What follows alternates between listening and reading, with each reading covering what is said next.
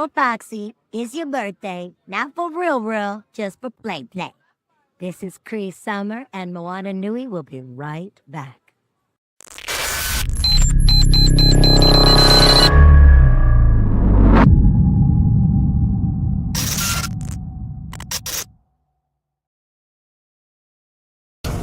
Oh wait, we're live right now?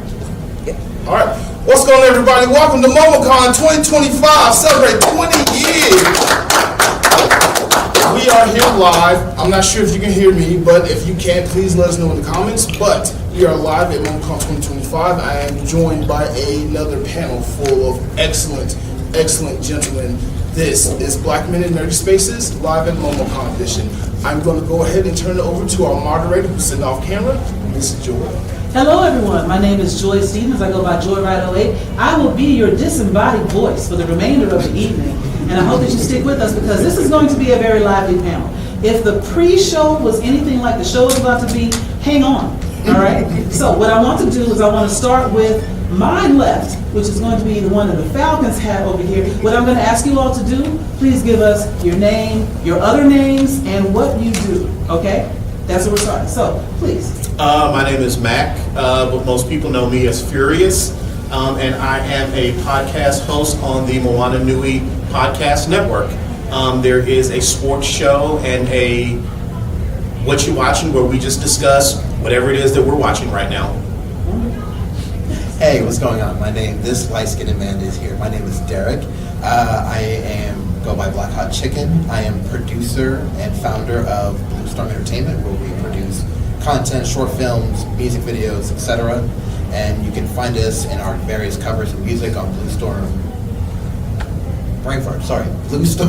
Entertainment on YouTube.com. What's going on, everybody? Again, I am Mark. You're watching my channel. This is Blerdography. I am a content creator, cosplay photographer, and soon, I will be a cosplayer as well. Stay tuned for that. But everybody know what I do. Everybody know what my channel is about, promoting Black people in nerdy spaces and highlighting their stories and telling their journeys. All right, my name is Prayden. You can call me PT. I am a baby podcaster and or producer for JB versus the World. It's my very first con, so I'm really happy to be here with everyone here. And I'm looking forward to all the shenanigans that's about to partake. My name is Sam. Everybody calls me Elder Geek Sam. I am the lead admin and podcast host for the show Grown A Geeks.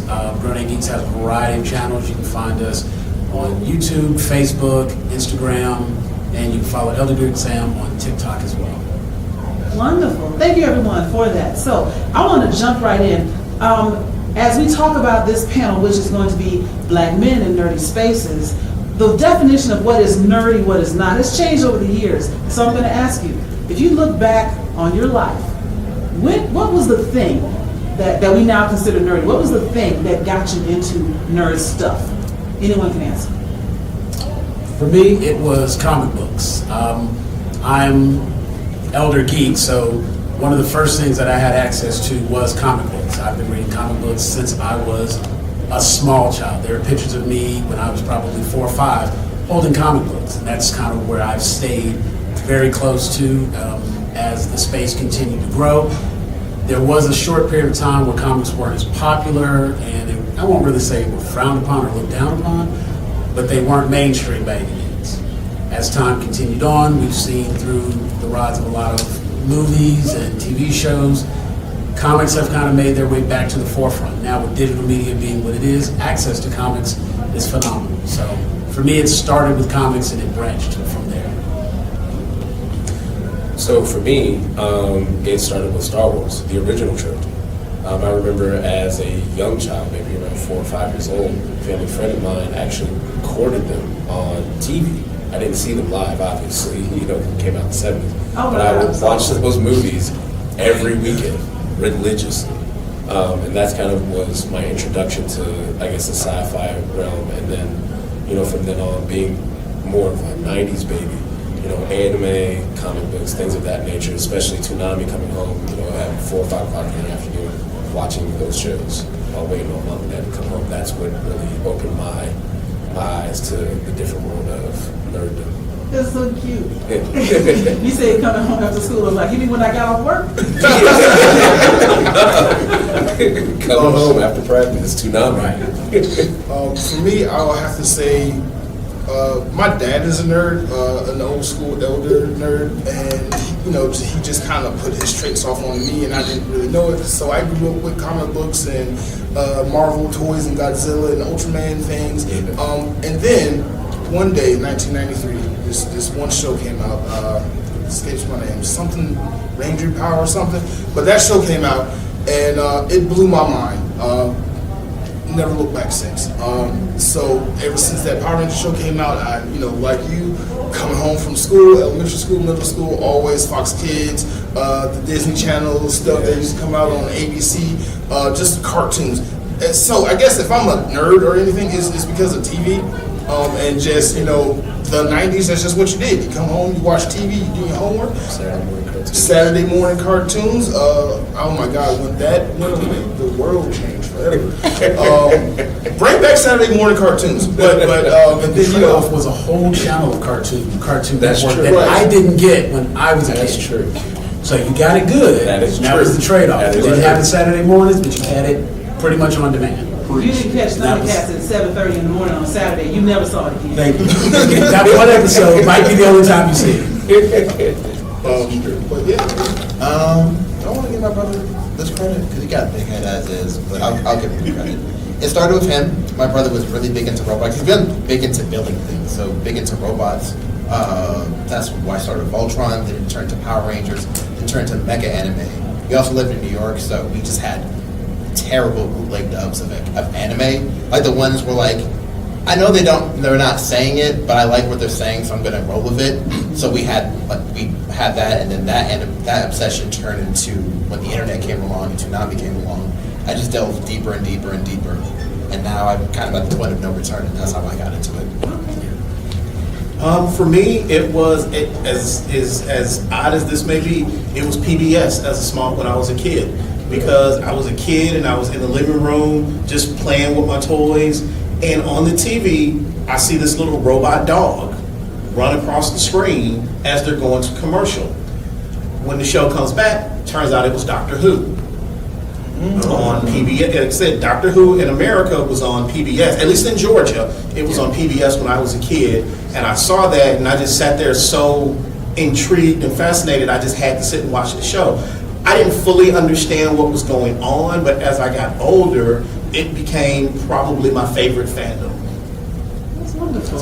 Question: do you know it was the fourth Doctor? Yeah, like a long scarf. Yep, it was Baker. Yeah, but everyone loves Baker. It was Baker. Yeah. For a lot of people our age, Baker was our first Doctor. That's fair. Because I don't, anyone that's seen that's always their go-to Doctor. That or the 10th Doctor. Yeah, I'm a 10 person.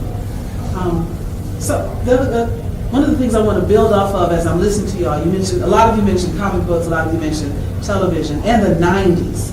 And I do think there was a special time in the 90s where you said things were becoming more mainstream.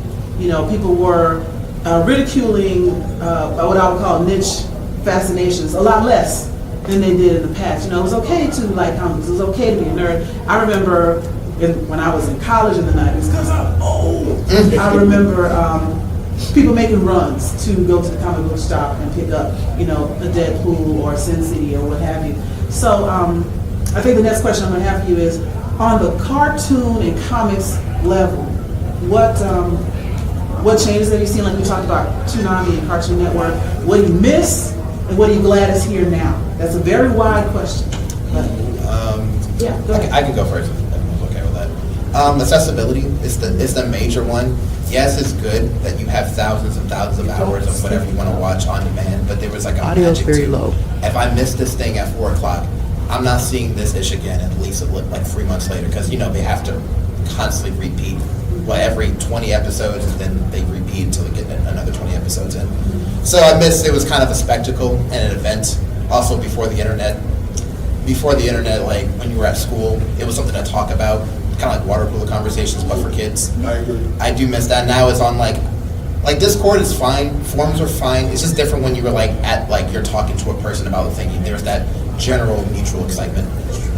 I want to piggyback off that event thing you said. So, in the 2000s, there was a show that came out that transcended and changed everything for nerds. That show was called Dragon Ball Z.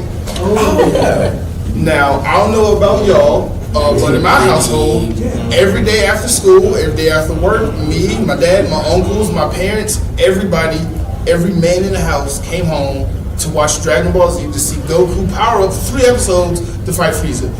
And then we would go to school, go to work, and talk about that. And that was the thing that made it okay to watch anime and cartoons. We still got bullied on everything else, or picked on for everything else, like Power Rangers and stuff, but Dragon Ball Z was the epicenter of everything. We all came together. So I'm pretty sure a lot of y'all have a lot of that same experience. No. No. I'm a little bit older than you are. Yeah. So for me, it was these horrible dubs of anime on VHS tapes. Which ones did you see? So for me, my very first anime, and I am intentionally going to not say the Japanese name of it, was Ronin Warriors. That was my very first anime. I have since discovered that the name of it, I believe, is it's something Samurai Troopers. I think is the Japanese name of it. Right. But so for me, it was bad dubs on VHS tapes. But again, I'm a little bit older. So for me, when I saw Dragon Ball Z, I'd be like, I'm not watching this. It's taking him too doggone long to get through this one fight scene. It was just taking forever. But again, the bad dubs of anime, which has translated into I don't like subs. I want dubs. I always say if I'm going to read, I've got books. Thank you. So when I'm watching anime, I want dubs. The dubs have gotten a lot better. Back in those days, the dubs were horrible. It was like the Saturday morning Kung Fu Theater when you could clearly see that he was saying something in whatever language they were speaking. I'm not sure if it was Mandarin or Cantonese, but whatever language they were speaking, and then you'd see the English dub go across. You'd like, oh, I know that's not what he said. But there was something about that was just fun to watch. Again, I knew that's not what was being said. I knew the audio was out of sync with the video, but it was just fun to watch. I kind of had like B-movie vibes. Yeah, absolutely. I love good B-movies. Yeah. PT, what about for you? So for me, I kind of have a hot take on this one. It might be a little controversial, but for me, I believe in the 90s, maybe the early 2000s, I would consider the golden age of anime or of nerddom. Not to say that there's anything wrong with what we have now. I love the fact that we, like you said, we have more access. Any genre you could possibly think of, you could probably find. Me personally, love Food Wars, love haiku. Never thought I would watch an anime on food, which I am somewhat of a chef, or sports. But I do feel like that there was, like you said, a magic quality to those stories that we watched and consumed in the early or late 90s and the early 2000s. Just something very poetic about what we experienced during that time. Again, sorry if that's a hot take. I think that's couldn't agree with that. no. I can actually like expand that a little bit more because I have a combination experience. So it's recognizing. And I'm not gonna like joke say the youth because I'm not that much older. Wait a minute. Whoa. But it is. I'll say recognizing my younger brothers and what they have access to, what they experience compared to what I grew up with and what I saw. Some of the first anime that I saw were movies because that was about the only thing you could find. Maybe at your Blockbuster in the foreign section. Fist of the North Star. Yes, there you go. That's where we are. Fist of the Ninja Scroll. But then I had a few others that were a little offshoot because my stepbrother's father was stationed in Japan, so he would send stuff for my brother, and I got a chance to watch those. So I knew about Crying Freeman. I knew about Gogo 13. Yes. I knew about things that other people. Atlanta Blockbuster had those. Hey, and like I said, the combination of the two, that was some of the first access I got. From there, given that there was only a few opportunities, and on, I guess, at some point it became UPN 69, but on Channel 69, you would have Kung Fu Theater, and late night, you would have anime movies, and that's where we would catch Fist of the North Star and things like that. So growing up, Akira, growing up, those were the ones that we kind of had access to, and it was just a rewatch of, I've probably seen Ninja Scroll 30 times. Just because it was all that was there, and it was something fascinating about it that I enjoyed. Go-Go 13, I've seen the same 3 episodes 100 times because it was the only 3 episodes that I had. Yeah. So when Dragon Ball Z finally did premiere on Toonami, and this was something that I could see every day, and it was readily available, that became my go-to. And then new anime because people were watching it. And so I think the culture embraced it because now, instead of me being the weird kid who likes those bloody cartoons, we're now all watching this cool thing that comes on Cartoon Network that I can talk to other people about finally. And as time goes on, there's more people I can talk to because we get Crunchyroll. And we had, what was the other one before they went away? Funimation. We had those two. I used to have VRV so I could have High Dive and Crunchyroll and Ruby, like had access to everything. So now I'm down to just my Crunchyroll, and I've resubscribed to High Dive because there's some stuff in there I need to catch up with. And so I think the access in the late 90s, early 2000s, the frequency, it did make it so that it was more accessible to a larger group, so we could have those water cooler conversations that you mentioned. Can I ask a question to the panel? Sure. Would y'all say that the quality of, I guess, we'll stick to anime, was better in the 90s, 2000s, or the 2020s, or 10s or 20s? The quality. I think there was a consistent level of animation for a nice stretch up until maybe the early 2000s, when some studios obviously started focusing in on certain aspects of the animation. Okay. Before that, every episode of Voltron looks like every episode of, what would have come out at the time? Ronin Warriors. Yeah. Would have looked just like Voltron. Would have looked just like Fist of the North Star. The quality was consistent at that time. But I think that was kind of the same for all cartoons of that era, because G.I. Joe looked like He-Man, looked like Mask. It was just the way animation was done. The technology was kind of the same, but I think as anime continued on and it became something that was popular, people started investing in their studios and the animation quality started to improve, where now we're comparing just the visual animation of what UFA Table is doing versus Mappa. You know what I'm saying? And we're now comparing just like, oh, well, the animation on this is great. That's a selling point. Before it was like, you knew what it was going to look like. You were just happy that it was there. You could kind of say the same thing about video games. In the 8-bit and 16-bit days, you were going to have a die fight another die. And it was all about one. Exactly. But now we're looking at, Xbox versus PlayStation versus Steam, all these other things, Oculus, etc. They're not paying us to say that, so we'll stop using names. But you look at that as this graphic versus that graphic, and the saturation and everything from 4K to all those type of things. But at the end of the day, it still is the story good, is the gameplay good, And for comic books, I think it is forever burned in my mind a scene from Doggo 13 where, I forget the guy's name, but he walks in a suit and he elbow punches a guy in the face and his eyeball pops out. Yeah. And I was like, somebody drew that. I loved it. and that was the same with Fist of the North Star, because there was a certain, like Vampire Hunter D, there was like a certain understanding of the inherent violence that came with anime when I was younger. I appreciate that there are shows like Food Wars, where everything doesn't have to be so over the top. I promoted the anime, and again, we're not being paid to say this, it's just one I enjoyed, but when Fremen first came out, I was like, this is amazing because it's just good.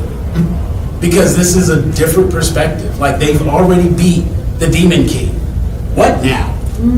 And following the story of someone who is essentially immortal because they're an elf, and watching their story and the way they interact with the world around them and realizing that things are different, you don't get stories like that. And so it becomes a little bit more about the story, and you can appreciate anime for different reasons. The same way you might watch this TV show or that TV show, there's a reason that you like the different things that you like. And I think one of the most interesting things, being a black person interested in all of these things is finding stories that we can relate to in some facet. And we always talk about, like there's a lot of conversations that happen regarding inclusion and the types of characters. But I think character types or archetypes for characters is more important than, in some cases, seeing the black guy or seeing the girl.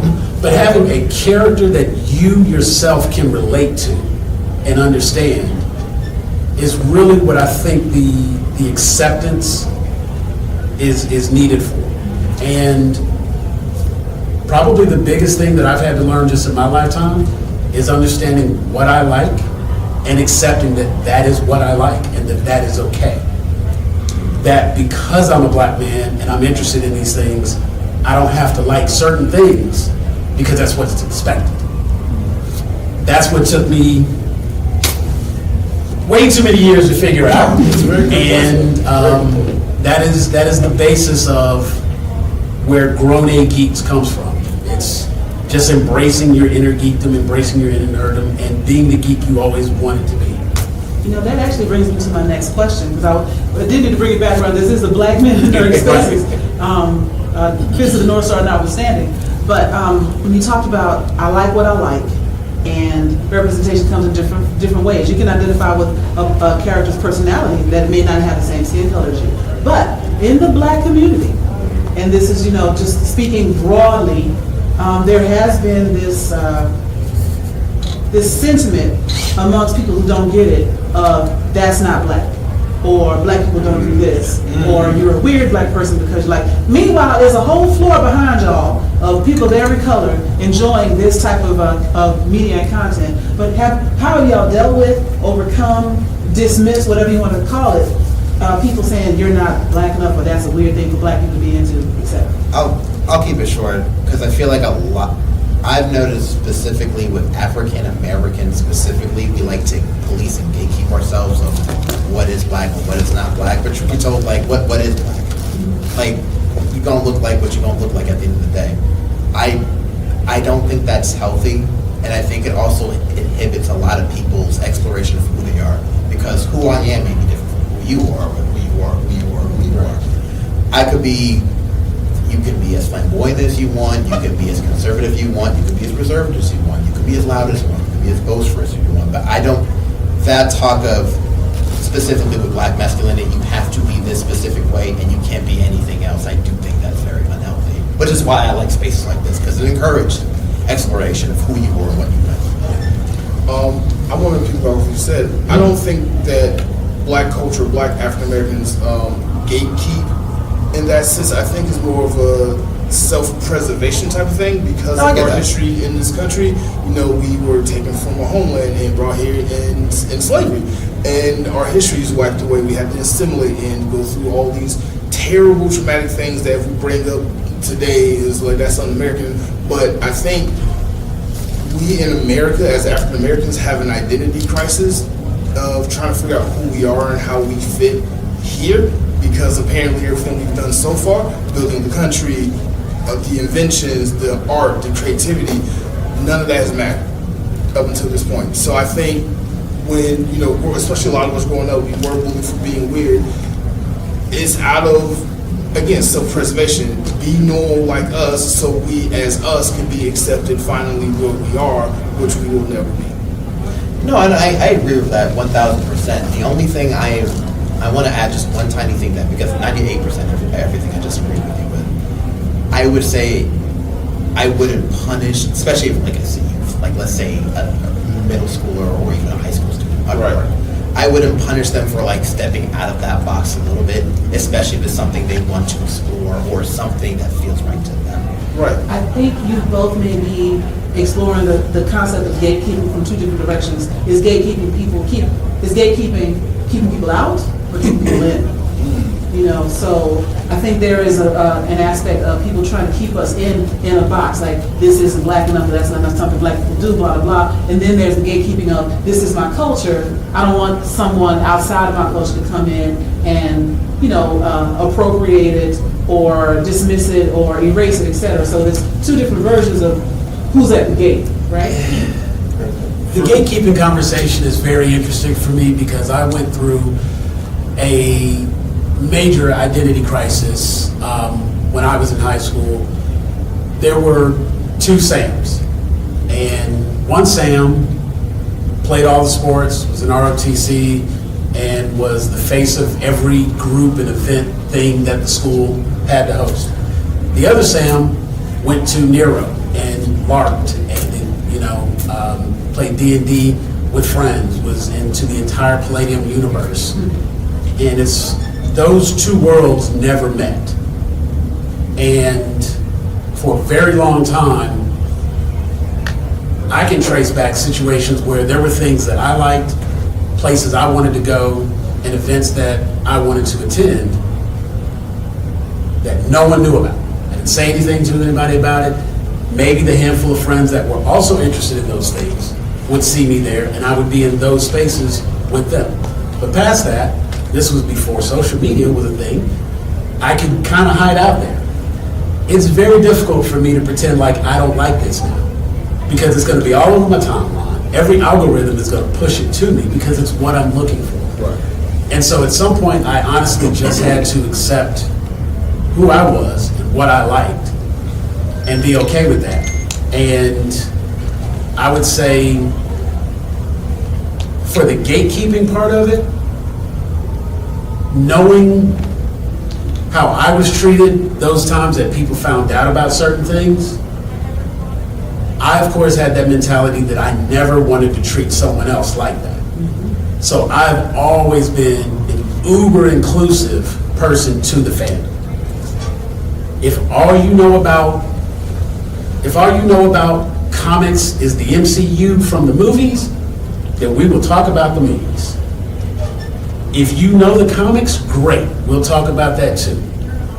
Whatever level of fandom you have, I've been willing to meet you there. And I think if more people were able to take that mindset, you'd be surprised how many of those same jocks that were picking on us actually like Dragon Ball Z. But they're afraid to tell you they like Dragon Ball Z because they don't want to be labeled the weird kid. Right. And it's getting away from that stigma of being the weird kid. We're at a point now where like we don't look at those people the same way.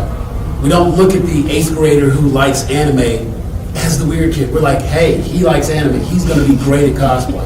He's going to be the next artist. We embrace it because society has embraced it. If the culture has changed and it's not that way, please tell me, because every time I look around, all I see is more people to the fandom. I want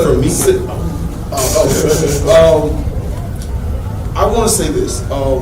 I'm a little envious. I'm gonna say I'm jealous that the kids growing up and going through school now don't have to go through some of the things that we went through for just liking the things we like, because the Jealous or resentful? There you go, resentful and jealous. It's both. Sometimes it's both.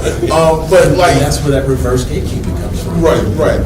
I had it hard. You should have it hard. Yes, but like they have it so easy now. The cool thing is to be a nerd, and that happened because when black people started accepting nerd culture became so super duper mainstream everywhere. Yeah. And now, it wasn't cool till we did it. Right, it's like everything. It wasn't cool till we did it. UTN 69. Oh my god. My experience. I'm gonna do a whole episode about it. Go ahead. Oh, sorry. All right. So my experience is kind of a bridge between the two. So when I was younger, I was bullied and more so ostracized because of what I enjoyed, and I never tried to change that to fit, you know, with either our culture or, in my case, where I grew up, with white culture or whatever. But because I've never been the type of person to exclude myself or relegate myself to one particular facet of nerddom or anything for that matter, I was able to act as that bridge between different parties. So I was a huge jock and athlete and all that kind of stuff. So, you know, I fit in with those guys, and I would be able to introduce them to certain things like Dragon Ball Z or whatnot, or vice versa, the nerdy culture, the fantasy culture, things of that nature, the sci-fi culture. They love doing that. Like, well, let's go outside, let's play ball, let's play kickball, or, you know, work out or whatever. That was my experience. It started off almost being ridiculed and ostracized, for liking what I liked. But as I got older and the more I expanded my horizons, the more I was able to help different groups kind of understand each other and come to a place where we can all coexist together and find different aspects, not just of nerddom, but just of life in general, that we can all kind of enjoy and dabble in and, experience together. Ambassador for both sides. I told you 2% of the icon.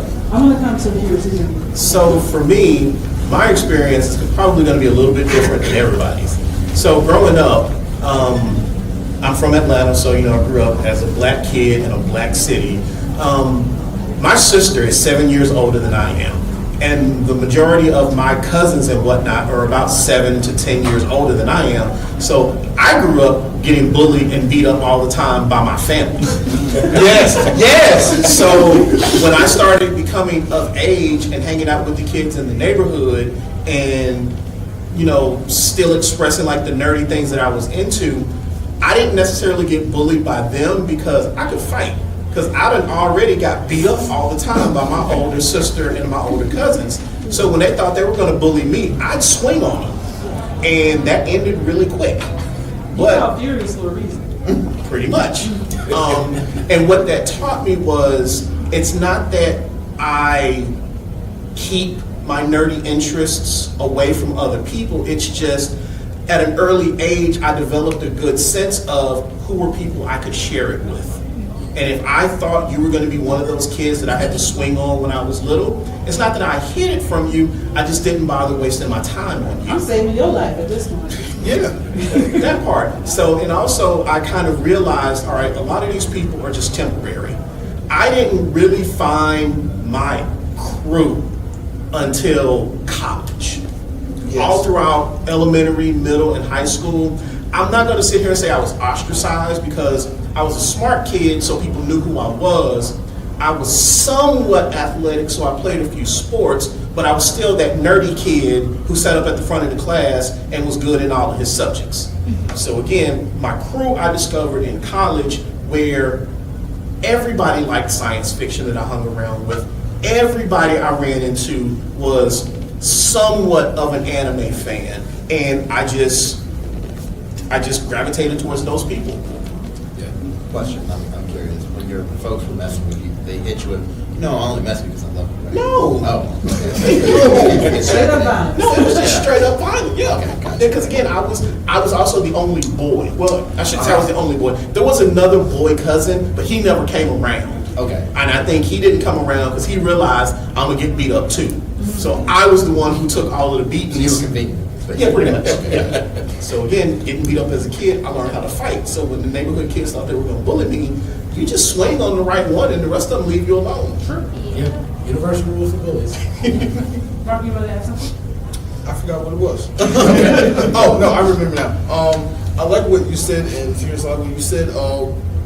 We live in a generation or in an era now where we can just be a geek about everything. I'm a diehard Falcons fan. I've talked to you a lot about just the stats of Matty Ice long after he retired from the team, or he was in the Colts at the time.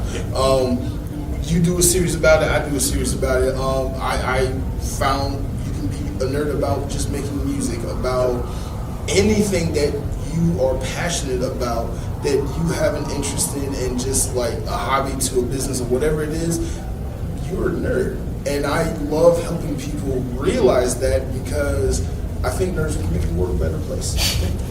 It's funny you say that, because I've always thought of the term geeking out, and that is where the terminology for me, geek, was always, because when I grew up, there was almost a direct understanding of the difference between them.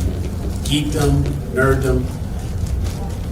I just grew up with a different understanding, so I always leaned toward being a geek.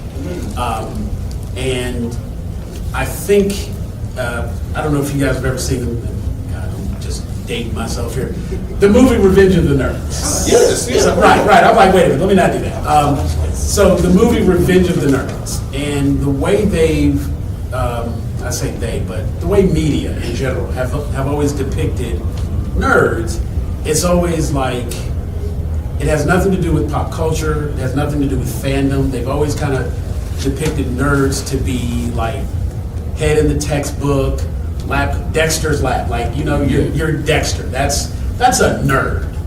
You know, but then Johnny from Johnny Test, that might be a geek because he's aware of the nerdy things, but he likes what he likes. Or Timmy Turner might be a geek, and they have the things that they like and they geek out about. I see somebody wearing a Falcons hat and a Falcons jersey. Oh, you're a sports geek. Like, what are you talking about? Well, that's cosplay. Huh? Yeah, no, bro, you're not on the team. That's cosplay. If you're wearing a jersey and you're wearing a hat, that's cosplay. So your Never thought cosplay. about it like that. There was a cartoon that I saw online where it had your stereotypical overweight white dude who I think they just happened to have had him in Miami Dolphins gear, and he's watching it, and the comment he made was, I don't understand these nerds and all the things that they're into. And you're looking at somebody in all this Miami Dolphins gear, probably watching the Miami Dolphins on the TV, and he doesn't understand nerds. And what came to mind was when you talked about the conversation you will have about the stats. Yeah. That's me knowing what issue and what comic, Right. what confrontation took place. What's your power level? That's no different. When you have that moment where you zero in and you focus on a particular thing, that is your fandom. Your fandom is the thing that you nerd out about, that you geek out about. And that is where we're able to find those bonds. And I think that's where I've learned to make my transitions, by helping people understand that you and I are no different. It's just the topics we're interested in. And I don't think the difference between nerd and geek really matter anymore. Yeah. 100%. Yeah. You can definitely say, all right, well, this is a nerd, this is we don't care. No. It's the same to me. If I hear somebody say, you're a nerd, yes, sir. You geek. Also, Got it. I just want to. Hey, watch your mouth. Right, Like, you know. Oh, sorry, man. You got it. All I was gonna say is I just also want to throw this little tidbit out there. Fantasy league sports, it's just Dungeons and Dragons. Yes. Thank you. Dungeons and Dragons for jocks. Yeah. I want to make sure that makes it into every recording. Fantasy leagues is just another version of Dungeons and Dragons. Yes. Yes. Effectively, yes, it is. And spades is just Magic the Gathering without the colors. Whoa. I'm joking. I'm gonna see Tony Weaver, so I gotta make fun of him for that. It's Tony in here. I don't know. I think he is. My spades partner right out there, man. Oh, we can run that back. But you want to get beat again? Ooh. Okay, let's try to get rid of it. I'll play Midwest. I want to shift gears a little bit because we talked about the different forms of representation. There can be mental representation versus physical representation. I want to run it back because I've seen these conversations before and I always think they're fun. Which characters in anime or Saturday morning cartoons did you just know were black, even though they may have not necessarily Piccolo. been? Yep. Piccolo is black, yes. Pedro, who was voiced by the grandfather from the Cosby Show. Yes. Really? Yes. I did not know that. Yeah, the grandfather from the Cosby Show. Black Card Revolt. See, there you go, baby.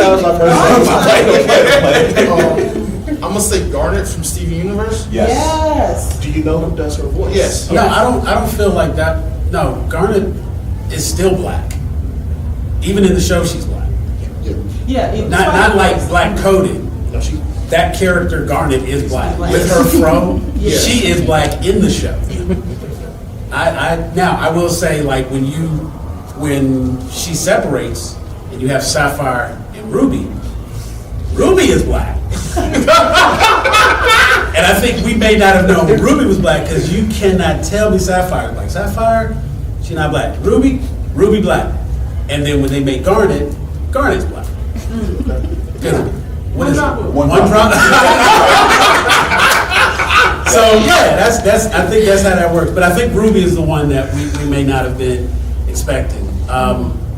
And Yellow Diamond, I can see Yellow Diamond could be black. I saw all three of them. Besides Pink Diamond, that's black.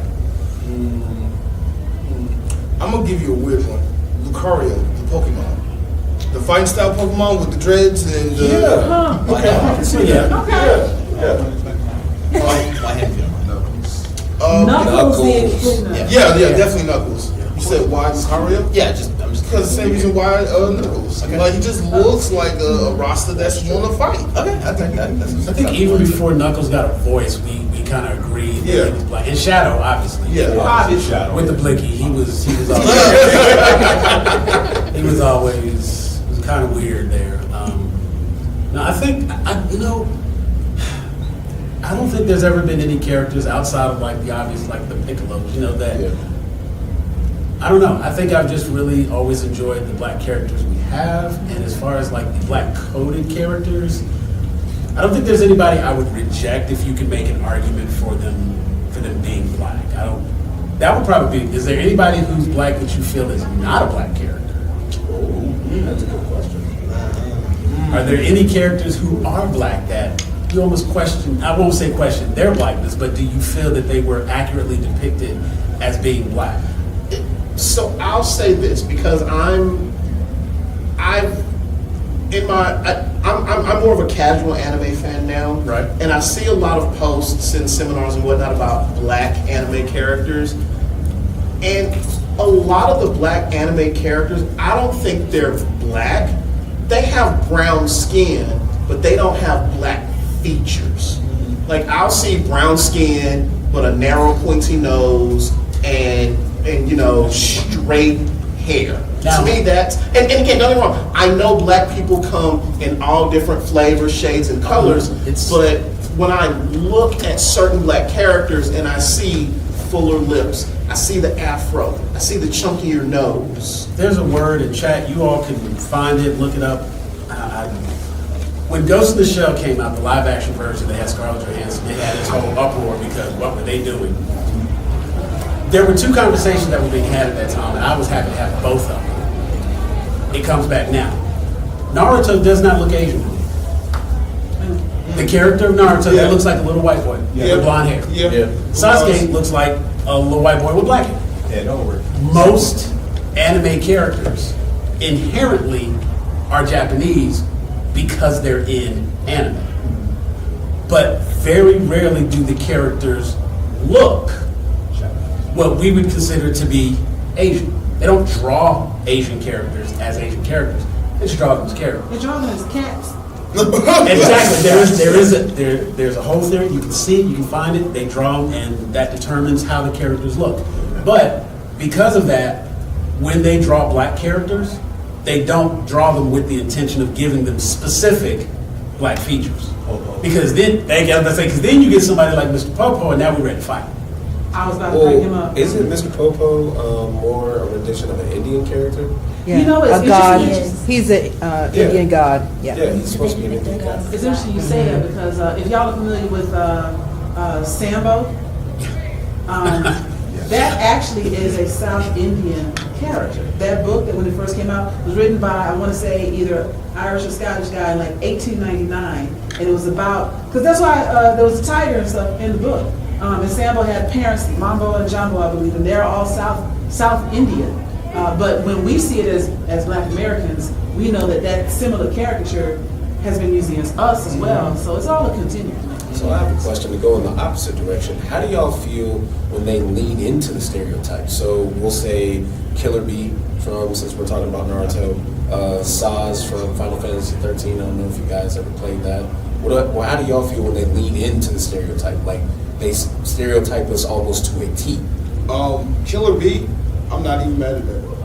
Can't even mad at that. Like, I mean, they and you gave can't him get mad electrical about a powers. dude basically killing Sasuke twice and writing the rap lyrics in the middle of the fight. Right. You can't really be mad about Right. that. Like, he washed him. Sasuke should have been dead twice. Killer Bee himself was not so much a caricature of what they think, because the other ninja that were there with him were accurate and I think good depictions of black ninjas in the area.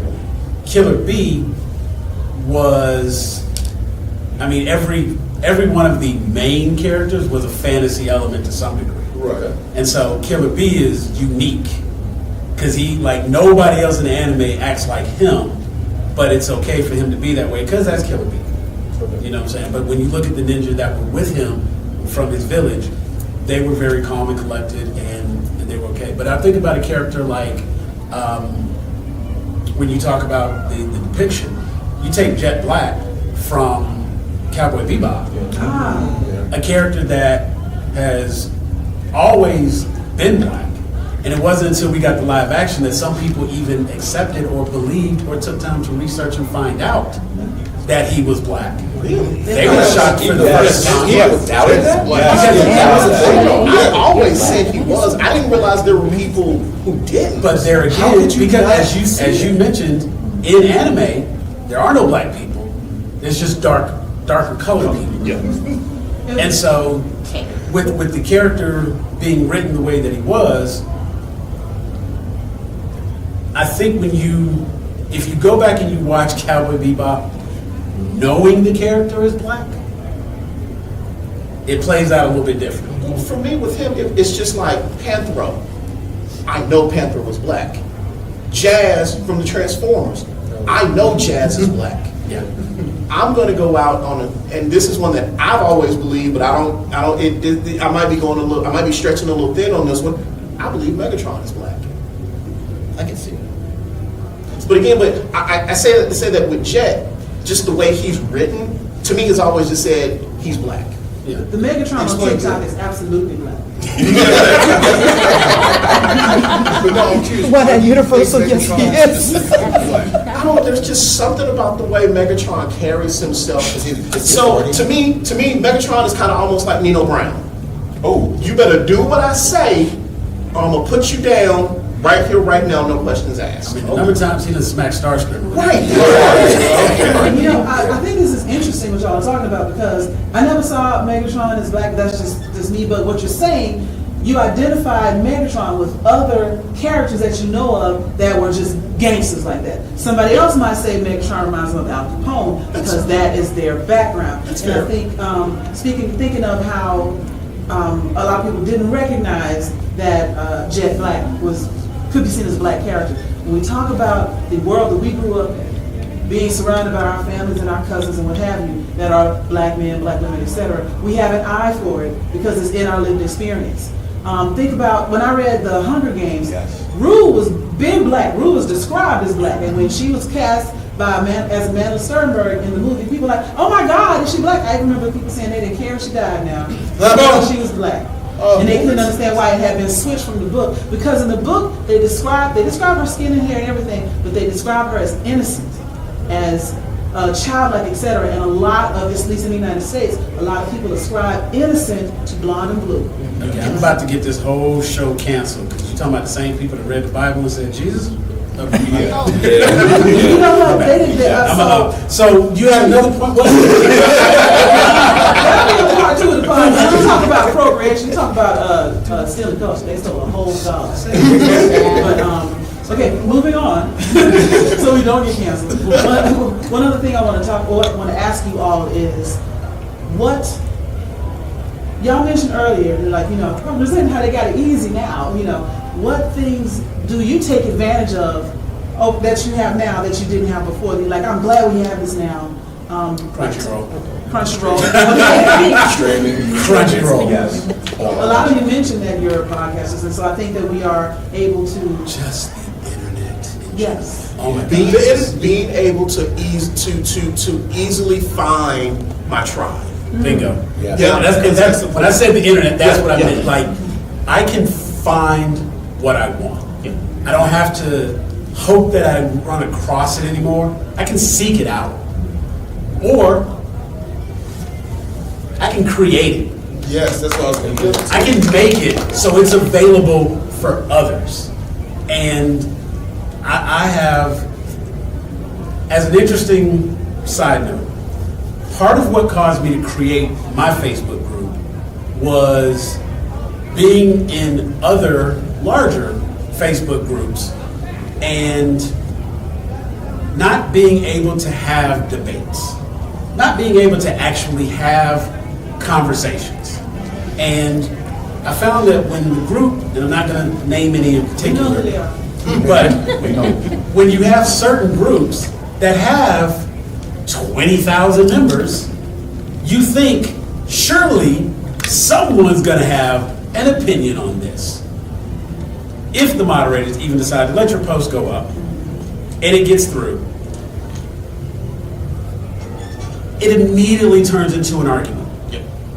It doesn't matter what you post, what you say, and what opinion you have about it. It immediately turns into an argument.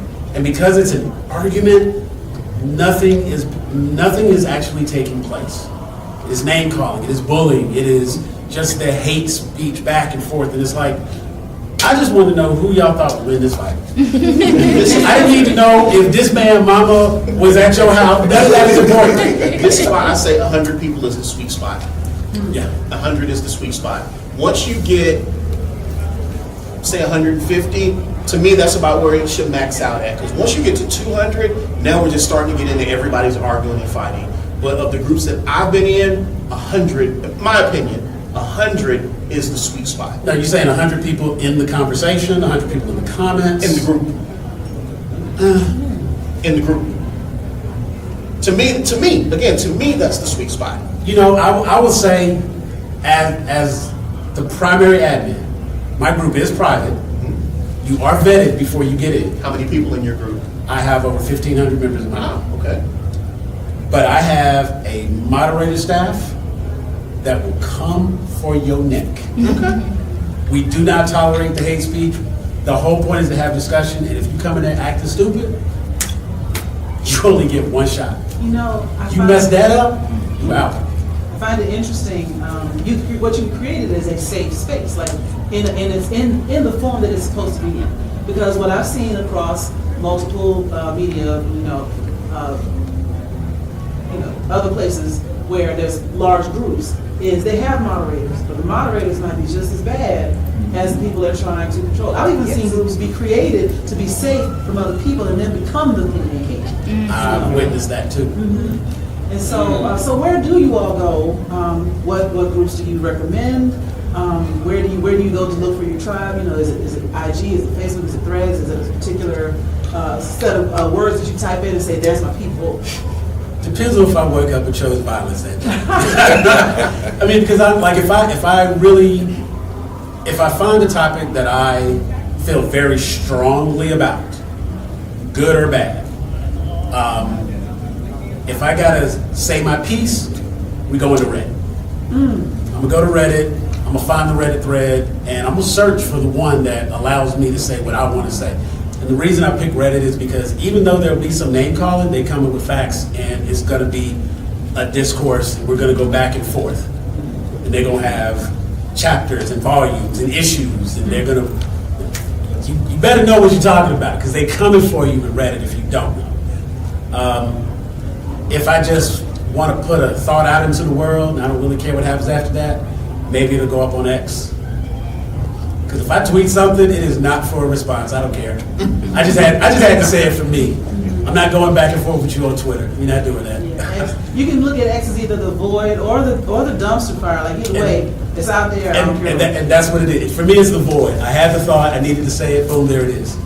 And then, of course, if I'm looking for my actual engagement, if I want feedback, it's either going on my page or in my group or Instagram, where I know I'll have some interaction directly. Yeah, I was about to say that.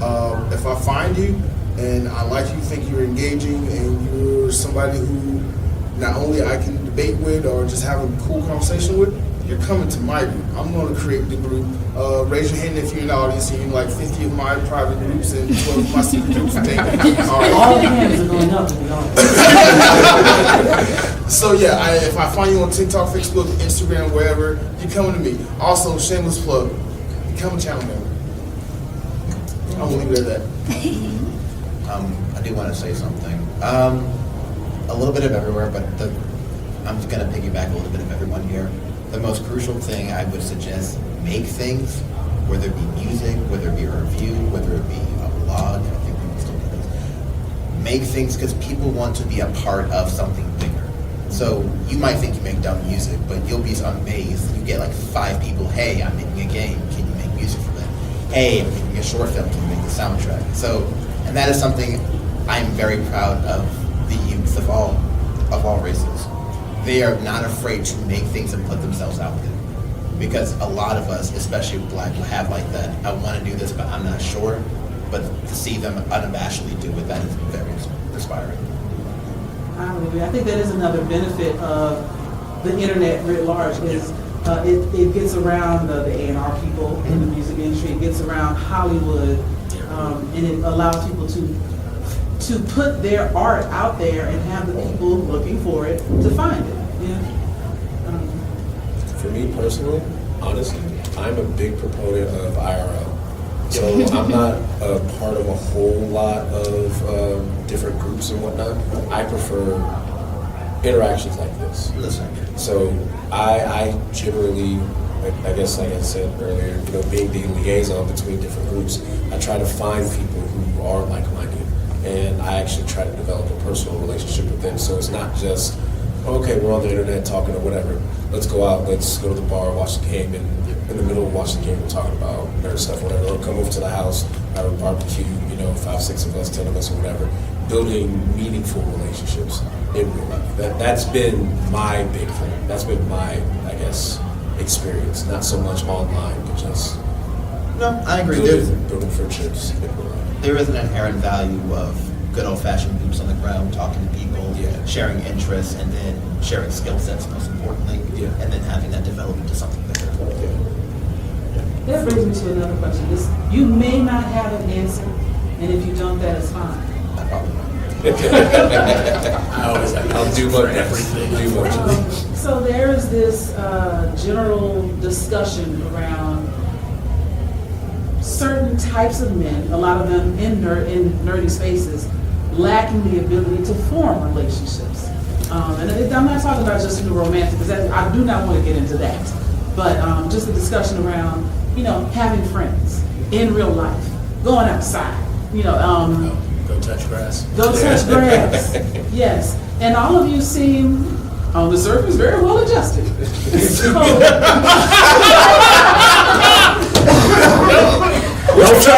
No filter is on right now. What you trying to say? I'm saying, masking is a real the thing. point is, it seems like you talked about having relationships in real life.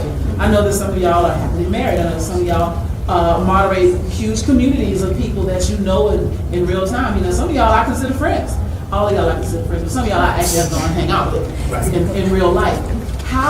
What would you suggest people? Yes. Finish your question. What would you suggest to people to make it easier for folks to make those connections if they struggle? Now, my question, sorry, and then I'll wrap up real quick. My question to you is this on the spectrum of young black men or just men in general? However you want to answer.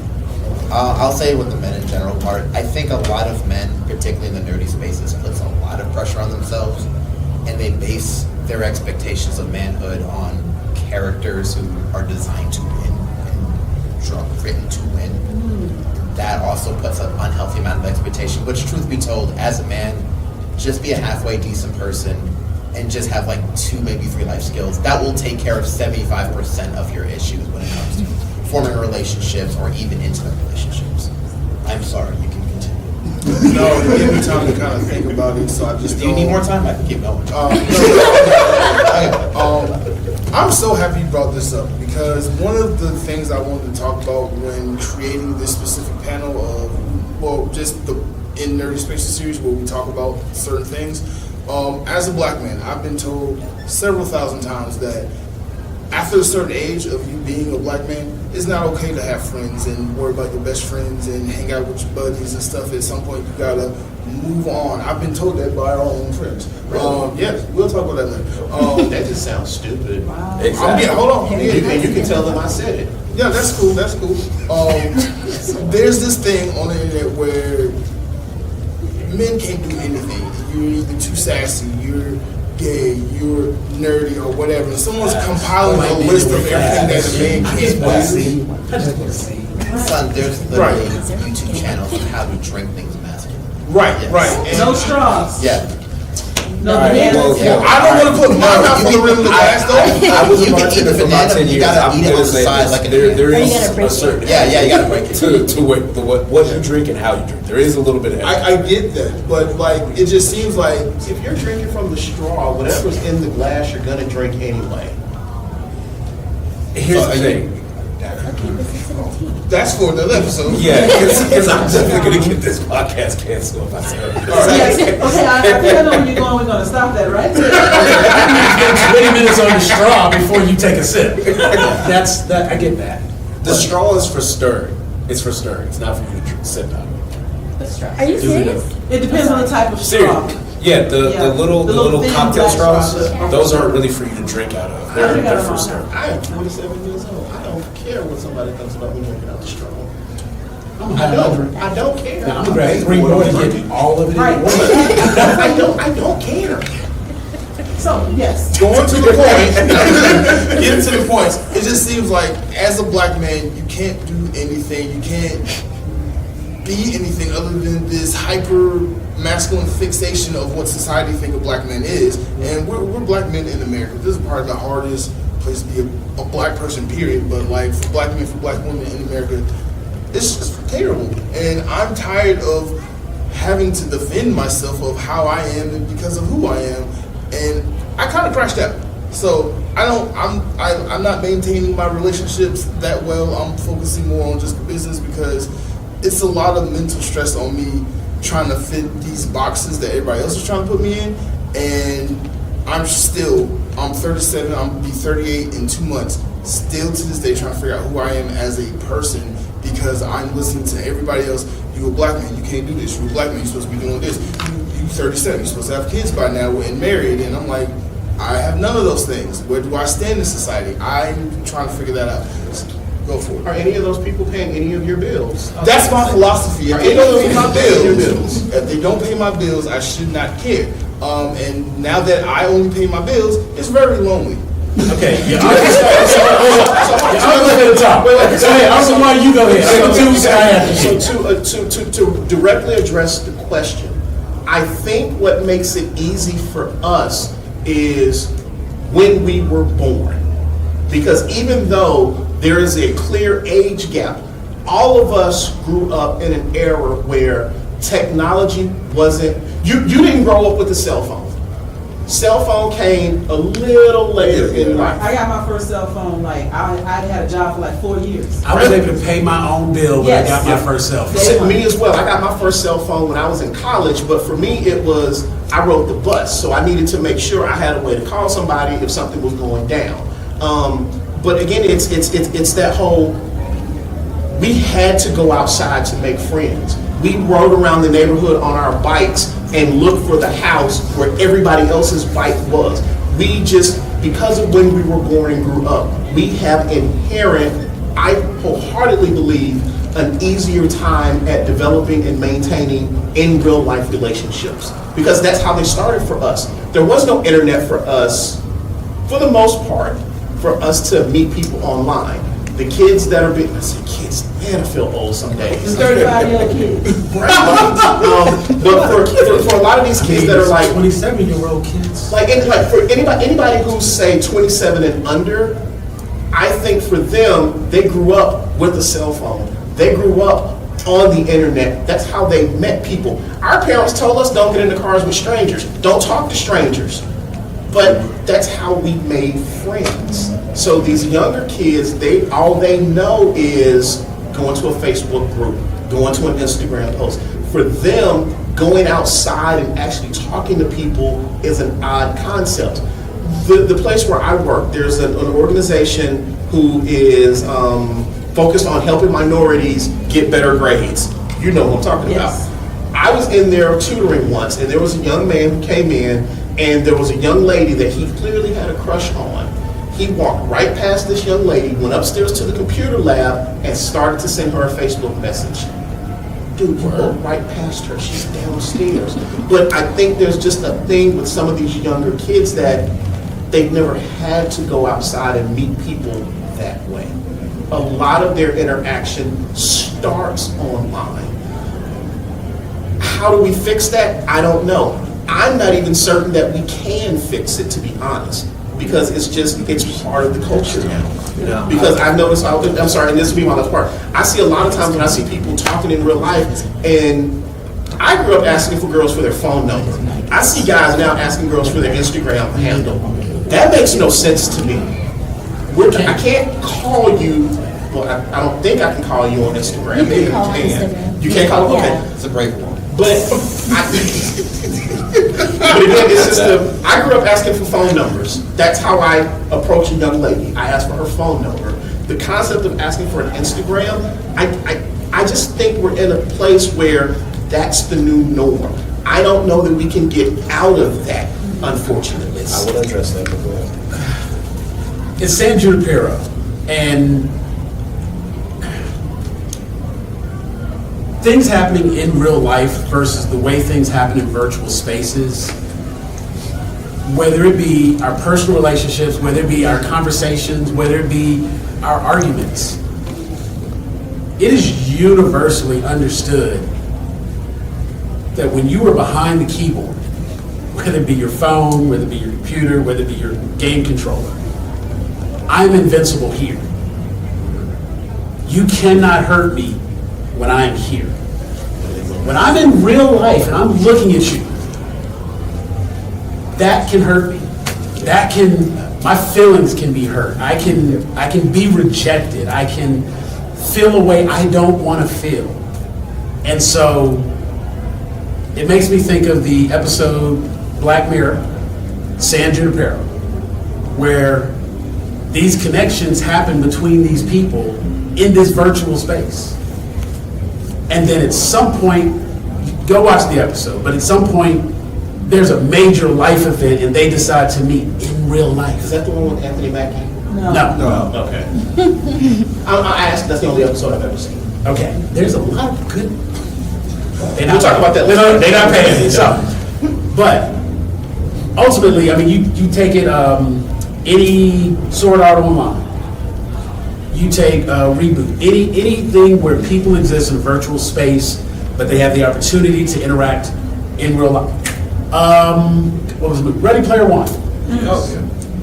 Ready Player One. You have the main kid. I can't think of his name at the moment, but you have the main kid, and finally he gets a chance to meet H. And H was not who he thought it was going to be. He didn't think it was going to be Helen. And if you looked at H's character, there'd be no reason to think that it was going to be Helen. But they had actually formed that bond online such that when he needed help, H was still there.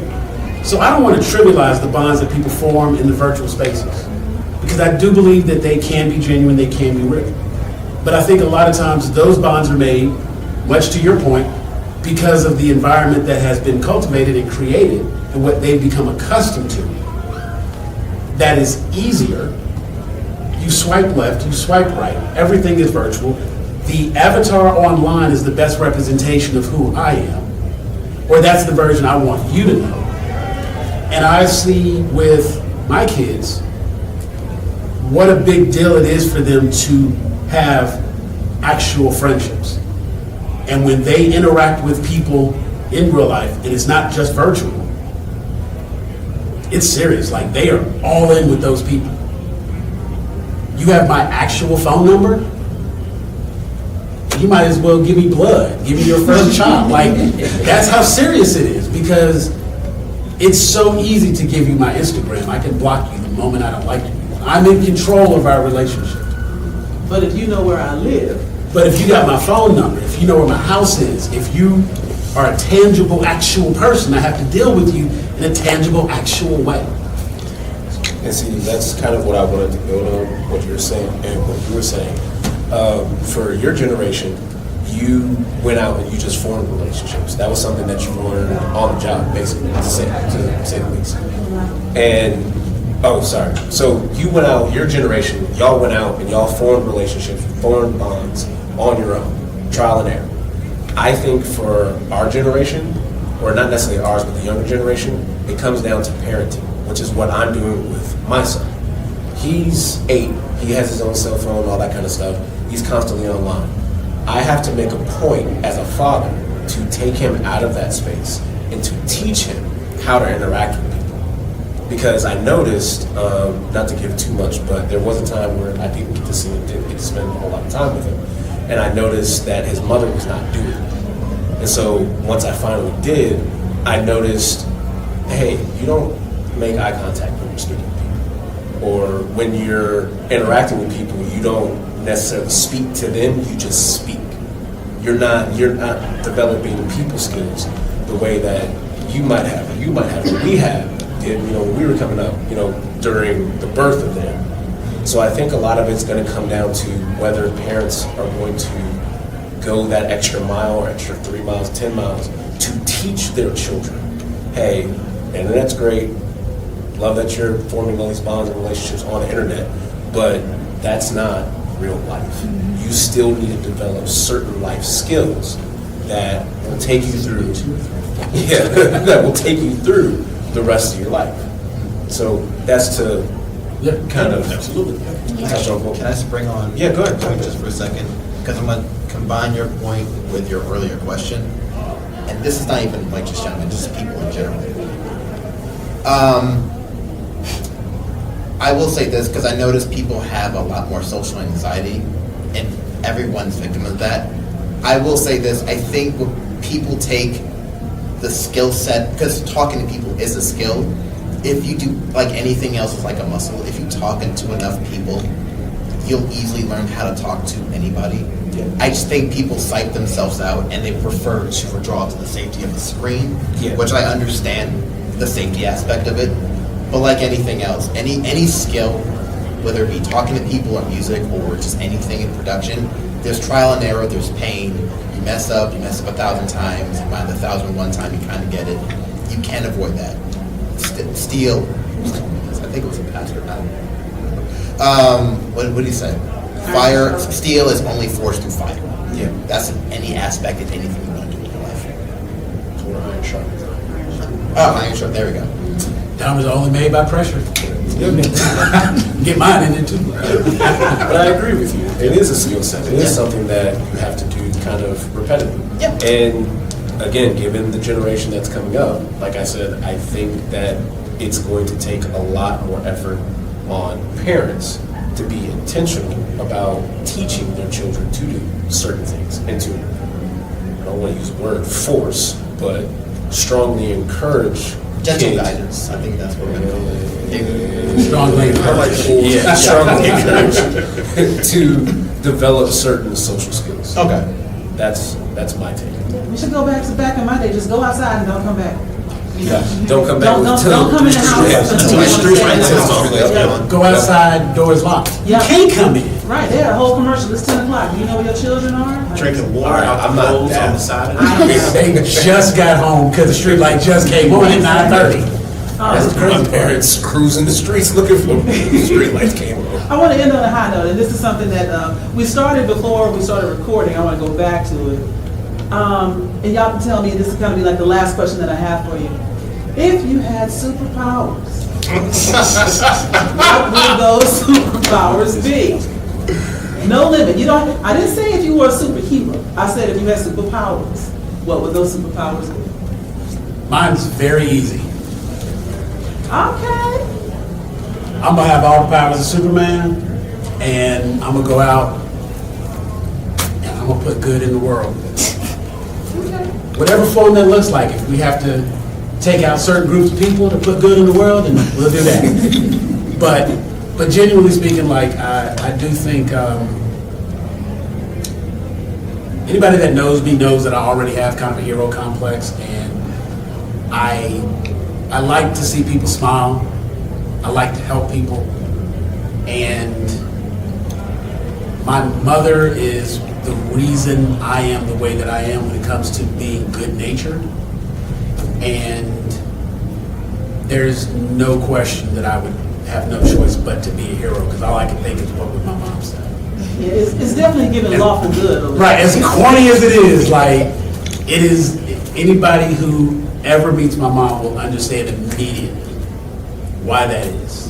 And it's the upbringing that I have. I would have no choice but to be a good guy. Not saying I wouldn't do some bad stuff, but it would still be good guy. For me, I would love to have Superman's powers or Sentry's powers and whatnot, but what would probably match my personality the most, the power of the king, Lelouch. So, like you, I would probably be a very good person. I wouldn't necessarily be a hero, but I would do as much as I could to improve the world as to the best of my ability. Not so much saving people from burning buildings and things of that nature, but just restructuring the way the world works, the way the economy works, to a methodology that would eliminate a lot of the problems that we have, and hopefully doing it in a non-destructive way. You know, if it's necessary, like sure, and if there are some sacrifices that need to be made, including myself, sure, but as long as the outcome is everyone's moving in a better or a more Progressive, positive. I'll say positive. I won't say progressive. I'll say positive direction. If that's more aligned with where I believe. I like where this is going. All right, so I can't believe I'm saying this. I'm also going to have to take Superman powers, but I'm saying this because I'm a Superman denier. I think Superman is probably the worst. Yes, we'll talk about that later. I think Superman is the worst thing in superhero ever. But I'll take his power set because I will use his powers to be a villain, because I think the world needs a good villain to unite around to save itself from humanity. Humanity needs saving from itself, and we had a good villain, someone that's not orange, but someone that's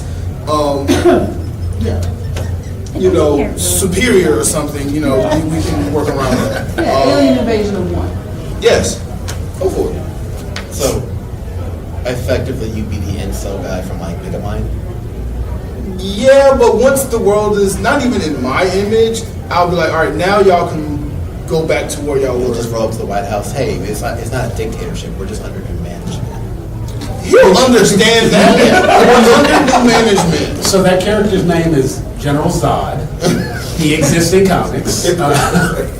And he is an enemy to Superman.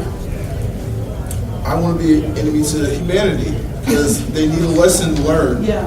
No, Zod absolutely wants to come in, conquer, and reshape I Earth think in what you mentioned Krypton's is image. you want to play today the role of villain will be played by you. Yes. Come in, get everybody to unite. Yes.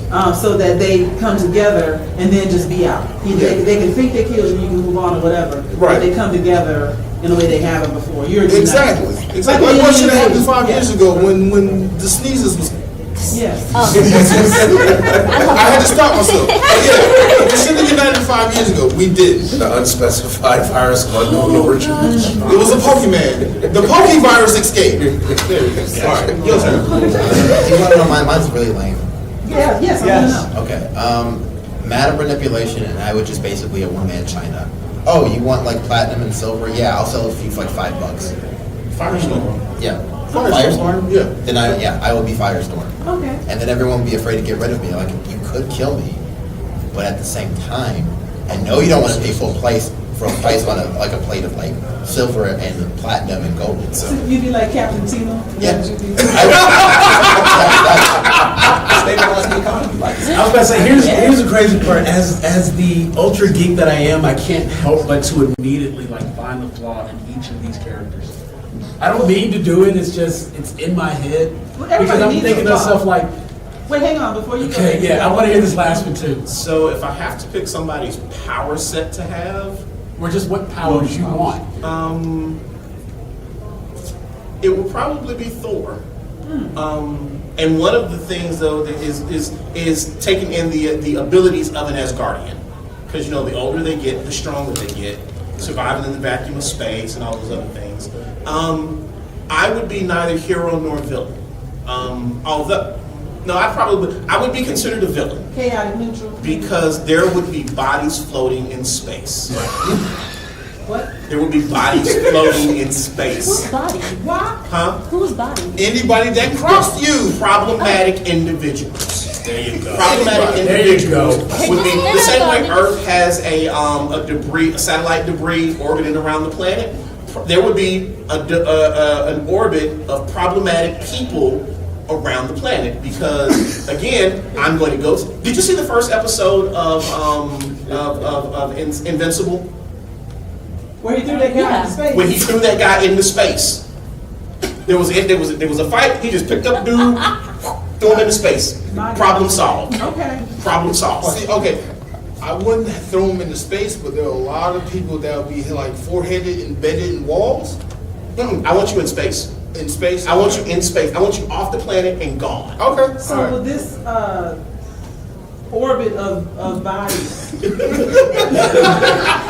would be like The body belt. the body Not belt. the asteroid belt, but the body belt. The body belt around the Earth. Would that be like a warning to other invading species? Like, look what we did to all people, don't come over here? So, yes, because again, and one of the things about Thor, at least in the comics, is Thor always says Earth is under Midgard is under my protection. If you want to come to the planet and meet us and cultural exchange and technology, all of that is wonderful. But there's a line. That if you cross that line, you become part of the body belt. Okay. What? I'm not mad at that. I have a question. Go for it. And just be honest. Yeah. Just be honest, how petty would you be? Like, would it be like just dictators, or like I go was to Starbucks like so petty. like I asked for almond milk, so they give me soy milk, and that made me upset. To space. So I'm throwing you into space. Oh, there'd be Karens all over the place. Okay. Like in space? Yes. In the body belt? Yes, in the body belt. So, again, that's what I say. Anybody who's problematic, whether you're a dictator, By your definition of problematic. absolutely. Absolutely.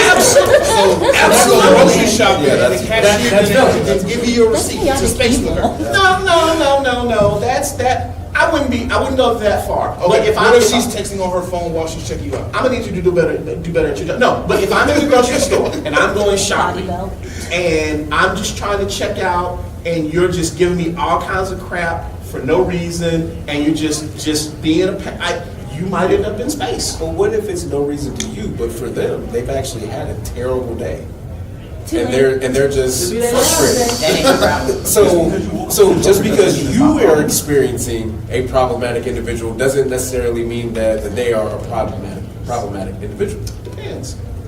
But how would you know? It is his discretion It is to my determine discretion. what is a problem. Again, So if you're a You know, villain, that is a That's why, villain. again, I started out saying I would probably be considered No, a not villain. probably. And not Absolutely like an altruistic villain. like Mark, but just like straight up chaotic evil. Like, you know what? You stink. You are the Yeah, walking problem. That's the a lot funny of people part. here. Like, you're talking about people that are problematic, but as the person, the tyrant, You are the problem. I didn't like this. You're the problem. You're a jerk. It's fine. You're true. I'm not saying that you're right or wrong for it, but it is absolutely chaotic evil, and you're the bad guy. But Just guess know what? that. And it's wrong. As a side note, whenever I do my apocalypse planning and I think about the enclave I'm going to make, like Walking Dead, he is always my kill squad.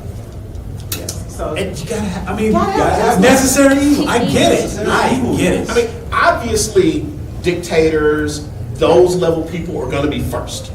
Absolutely. It's kind of like in Civil War, in Captain America, no, I'm sorry, not Civil War, The Winter Soldier, when they said there was a certain number of people you got to take out for everybody else to fall in line. And I do believe that even in the example you provided, you can create this utopia. Yeah. You can make this fantastic world. I just think you have to be a little bit more willing to understand that you are the villain to do that. I started the out moment saying you- I would be. I don't You think- I did. don't think You you did. will. And I just want to open his eyes as well. Made that very Hey, I clear. said I was willing to sacrifice myself for it. Willing to sacrifice. Yeah, It's just. What's that? Can I be a public relations person? And can I have IRL LeVar Burton as my assistant, but he has to be Geordie, and you have to surgically install the thing. what? No! We're not doing that to LeVar Burton. If he wants to do that, sure. I'm not going to Okay, force okay, him. no, see, now you're pussyfooting. So you was like, you're a horrible conqueror, and now you're like, well, listen, I'd probably throw you into space and make you do something bad to LeVar Burton. No, you LeVar Burton is a national treasure. Yeah, you Guarded at all make it sound costs. like I'm trying to execute it. You said it physically installed the thing in his head. Yeah, so he has No. better vision. It's for his benefit. LeVar, So you're not turning LeVar Burton into a Jordan LaForge needs vision. LeVar Burton can see. But he can have supervision. That's his choice. I want to change my answer. I want the power to not be thrown into space. You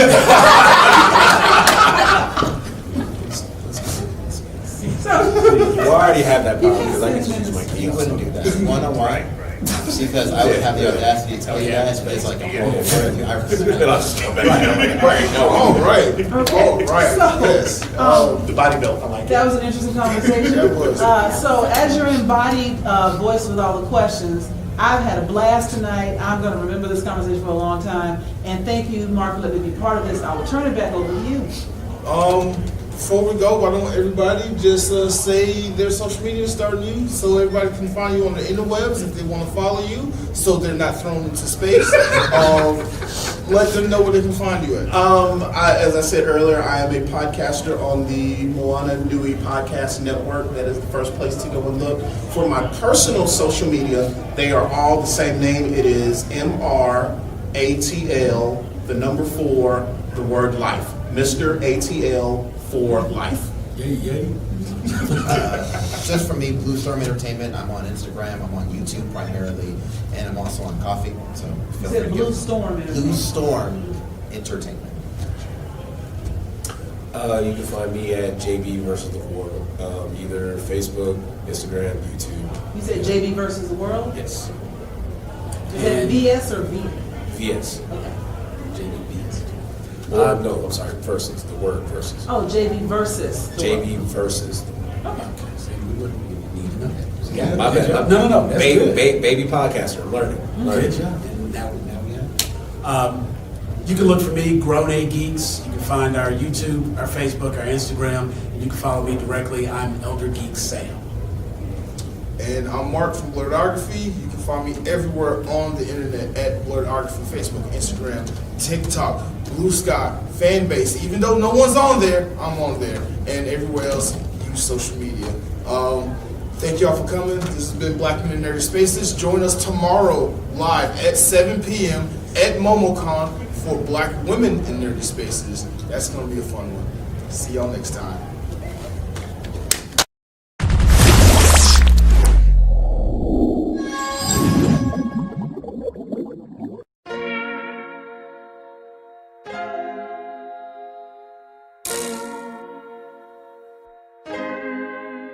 So many stories left to tell, even if we have to ourselves. Can't keep history on the shelf. If they won't tell it, we will. If this the land of the free, it was a freedom then. When they annexed Hawaii and called it Cedar Lands, without any type of payment and no signing off. Called themselves a republic in 1894.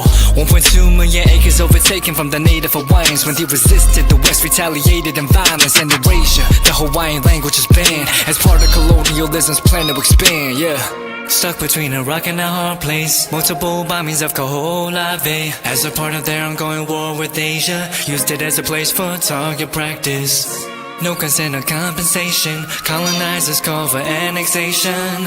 No regard for all the locals. School will never let you know. So many stories left to tell, even if we have to ourselves. Can keep history on the shelf. If we won't tell it, we will. Too many stories left to tell, even if we have to ourselves. Can keep history on the shelf. If we won't tell it, we will. We will. So if we put Hawaii into perspective, well, Black and Asian history is interconnected. Considering the fight with the Pacific, then of course versus Asia, they was treated as a middleman for war, but didn't let the Western colorism run its course. Cause dark skin was a sign of dignity to core. The land was taken in the name of capitalism, when prior to it was an actual kingdom. Clap back at the system. Stuck between a rock and a hard place. Multiple bombings of Kaho'olawe as a part of their ongoing war with Asia. Used it as a place for target practice.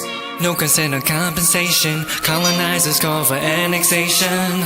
No regard for all the locals. School will never let you know. So many stories left to tell, even if we have to ourselves. Can keep history on the shelf. If we won't tell it, we will. Too many stories left to tell, even if we have to ourselves. Can keep history on the shelf. If we won't tell it, we will. So many stories left to tell, even if we have to ourselves. Can keep history on the shelf. If we won't tell it, we will. Too many stories left to tell, even if we have to ourselves. Can keep history on the shelf. If we won't tell it, we will. We will.